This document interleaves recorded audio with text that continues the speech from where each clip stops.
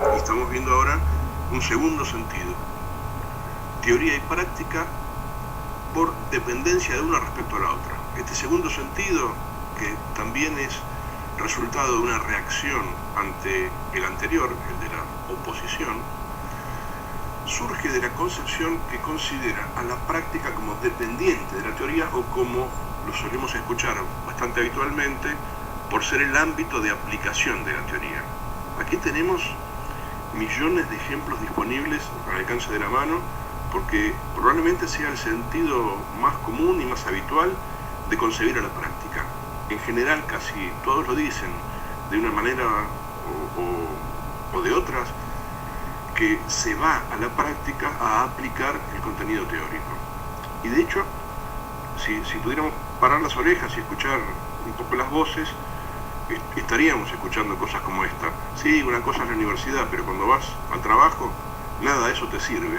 Esta manera de concebir en el discurso, en lugar de una, la teoría, y en lugar de otra, la práctica, no hace más que estar reflotando esta idea, ¿no? En la universidad aprendo la teoría, en el campo del trabajo está la práctica, pero la teoría no me sirve para la práctica, porque cuando intento aplicarla, la práctica parece ser otra cosa. Empezamos a pensar ejemplos ahora para analizar este punto de vista. El texto de Carr plantea algunos ejemplos, podemos mencionar otros bastante habituales y cercanos para nosotros. Por ejemplo, si un docente se preguntara cuál es la mejor forma de conformar grupos en una organización de la clase sostenida sobre el formato grupal, si tuviera que tener en cuenta experiencias de aprendizaje anteriores, desarrollos cognitivos, intereses particulares de los sujetos, características de los vínculos, ¿esto sería un problema práctico o sería un problema teórico? Porque en verdad estas preguntas, si tuviera que hacer un grupo y tengo que tener en cuenta desarrollos cognitivos, ahí necesito teorías de la psicología educacional. Si considero las características de los vínculos, puedo andar buscando algunos sostenes en las teorías de la psicología social, pero estoy resolviendo un problema práctico, es decir, cómo resuelvo en un caso concreto un armado de grupos. Y entonces es válida la pregunta, ¿es un problema práctico o es un problema teórico? La conclusión es que es difícil responder a la pregunta, porque ciertamente aquí el problema es que la práctica está tomada como oposición a la teoría, y entonces, al ser considerada de manera dicotómica una y la otra, no hay manera de contestar esa pregunta. Dice Carr que esta consideración de la práctica como oposición se asienta en la falsa idea de que toda práctica es no teórica y de que toda teoría es no práctica.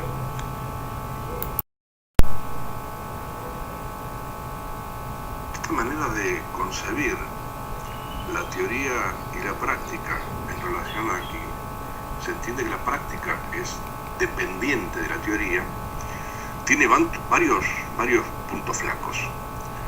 En principio, podríamos estar pensando que esa teoría de la cual supuestamente depende una práctica nunca es una teoría en sentido estrictamente puro, no es estrictamente teórico, ya que toda teoría, en todo caso, en la práctica es una teoría implícita, tácita, y que se incorpora al sentido práctico de los sujetos y que se rige por los principios del sentido práctico y por los desafíos de la situación concreta y determinada. Y además, si efectivamente fuera así, que la teoría se aplica en la práctica, imaginen al práctico, a un profesional, cualquiera sea la profesión de la cual se trate, tratando de resolver un problema. Se vería obligado a constantes e infinitas vueltas sobre las ideas teóricas, buscando cuál es la teoría acorde a la situación práctica que se le está presentando, al problema o al dilema que se le está presentando, y en verdad quedaría como en un estado de inacción frente a las situaciones concretas, porque no podría siquiera manejar la complejidad y la cantidad de nociones teóricas que se le vendrían a la mente en relación a esa situación concreta. andamos ahora en la búsqueda de un sentido diferente de la práctica, que no sea considerar a la práctica como no teoría, como la cosa opuesta a la teoría, y que tampoco sea considerar a la práctica como aplicación de la teoría. El texto de Carr empieza a evocar raíces históricas y se va hasta los griegos para empezar a pensar en esta cuestión. En el contexto clásico, práctica refiere a una forma de vida característica, la bios prácticos, una vida dedicada a la búsqueda del bien humano. Esa forma de vida, la bioprácticos, se distinguía claramente de la vida dedicada a la teoría, la bios teoréticos, una forma de vida contemplativa propia del filósofo, tanto en la relación como con en sus medios prestos para este fin. Y entonces, desde este lugar, la bios prácticos empieza a ser concebida como una forma de vida. En este sentido, para Aristóteles, conocer y hacer se refieren entonces a dos formas de articulación de la actividad humana, de la vida humana. Ahora, esta manera de concebir en Aristóteles la bios prácticos, además habría que diferenciarla en sus dos modos de concreción, la poiesis y la praxis. Nosotros vamos a centrarnos en torno a la praxis, pero no quiero pasar tan rápido por la poiesis, porque en verdad la poiesis resulta ser algo que resulta bastante conocido para nosotros, ¿no? El conocimiento técnico, ese conocimiento que se rige por reglas, por esas reglas que en general están preestablecidas y por lo tanto son ajenas al sujeto, y en razón de ello, de ser ajenas, son poco cuestionables como tales. En cambio, la praxis supone, por el contrario, no un comportamiento regido por las reglas o regido por lo que llamamos el conocimiento técnico, sino la praxis, en su sentido más profundo, supone producir un bien a alguien, y un bien que puede solo realizarse a través de la acción, y que solo puede existir en la acción misma, y un bien que no es, en todo caso, externo, ni que puede especificarse con antelación a la práctica. O sea, la praxis es una acción moralmente buena, una acción comprometida, una acción ética. Estamos en la diapositiva 8. Está sintetizando esta diapositiva esta idea de la práctica como praxis.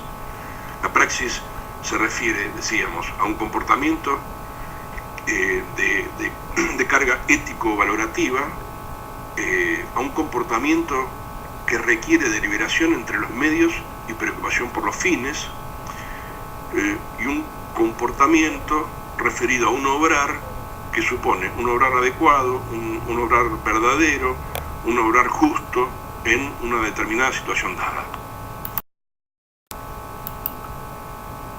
La diapositiva 9 nos está sintetizando esta doble visión de la práctica. Por un lado, la práctica entendida como tecné, el hacer según las reglas dadas, o la práctica concebida como praxis, el hacer según fines moralmente éticos. Comparando la noción de práctica desde, entonces, la racionalidad técnica y la racionalidad interpretativa, vamos a estar cercanos a comparar esta noción de práctica desde la tecné y desde la praxis. Así que lo que sigue ahora es estas dos maneras de concebir la práctica, como tecné y como praxis, desde la lógica de asociar la tecné a la racionalidad técnica y la praxis a la racionalidad interpretativa.